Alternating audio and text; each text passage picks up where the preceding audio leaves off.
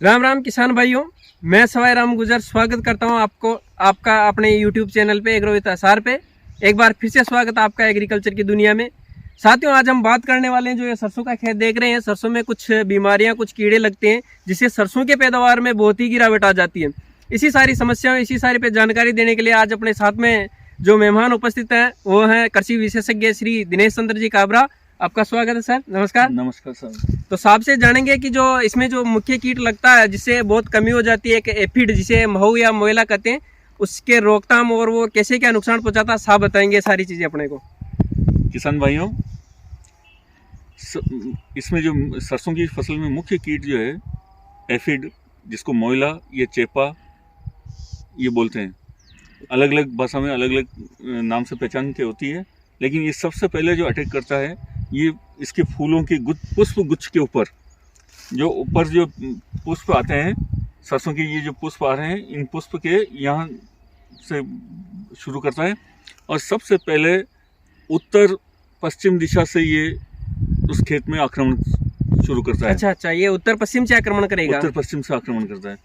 पहले एक दो पौधों पे नजर आएगा और इसकी बढ़वार एकदम से 24 घंटे में 24 गुना होती है। धीरे धीरे पूरा क्षेत्र में प्रकोप हो जाता है। अगर 2-3 दिन अगर काश्तकार उसको देखने में लगा दे और उसकी अगर पूरा नियंत्रण नहीं कर पाएगा तो वो पूरे खेत में फैल जाता है। तो इसलिए इसका नियंत्रण करना बहुत आवश्यक होता है। और इसके नियंत्रण के लिए सबसे सरल और सीधा है कि कोई भी सिस्टेमिक इंसेक्टिसाइड जो सिस्टम में घुलने वाली दवाई है, जैसे डाइमेथ्योट है या इमिडाक्लोप्रिड है। डाइमेथ्योट 1 लीटर प्रति हेक्टेयर की दर से 600 लीटर पानी में मिला करके और उस पर स्प्रे कर दें, जिस समय खेत से मधुमक्खियाँ निकल चुकी हों। यानी कि सरसों में दवा स्प्रे करने का सही समय है दिन में 3 बजे से 5 बजे तक, यानी कि शाम का समय। शाम का समय। सुबह के समय में क्या है कि खेतों में, सरसों के खेत में मधुमक्खियाँ घूमती है, जो इसकी परागण में सहायक होती है। अगर उसमें अगर दवा स्प्रे की जाएगी तो उन मधुमक्खियों को नुकसान पहुंच सकता है। तो इसलिए इसमें ये इस दवा का स्प्रे करें और देखते ही स्प्रे करें। अच्छा, तो सर मैं पूछना चाहूँगा, डोज कितनी रखेंगे? जैसे 16 लीटर का पंप आता है, तो काश्तकार एक पंप में कितना मिलाएं इमिडाक्लोप्रिड भाई डाइमेथोइड जो जो अगर मिलाएंगे तो 35 ml पर टंकी। अच्छा, यानी कि 16 लीटर की जो टंकी है, 35 ml दवा उसमें मिलाएंगे। अच्छा, ठीक है। और जैसे वो नीम ऑयल वगैरह आता है, वो ये भी कर सकते हैं। ये देख रहे हैं, ये सरसों में ये फुला हुआ सा है, ये क्या रोग है? इसके बारे में क्या दवाई है, क्या है ये जानकारी दीजिए सर थोड़ी। देखिए किसान भाइयों, चेपा मुख्य कीट है।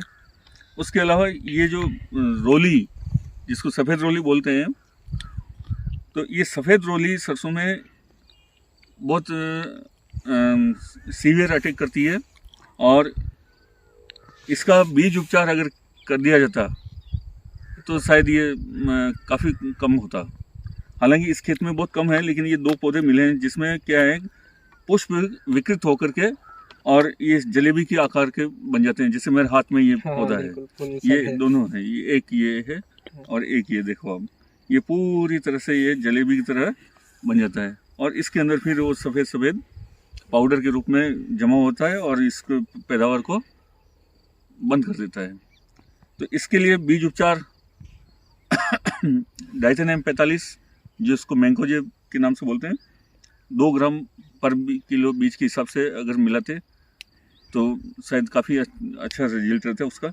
लेकिन अब इसमें यह है कि इसके ये अंग अगर कम है पौधे, तो इनको काट करके थैली, प्लास्टिक की थैली में भर करके कहीं कहीं ज़मीन में गाड़ देनी चाहिए। ठीक है। और इसके बाद मैंकोजेब प्लस कार्बेंडिजम, इनका एक मिश्रित यौगिक आता है, जिसको साफ के नाम से बाजारू नाम साफ है, उसका साफ के नाम से जाना जाता है। उसका अगर स्प्रे करें अपन पानी में घोल करके,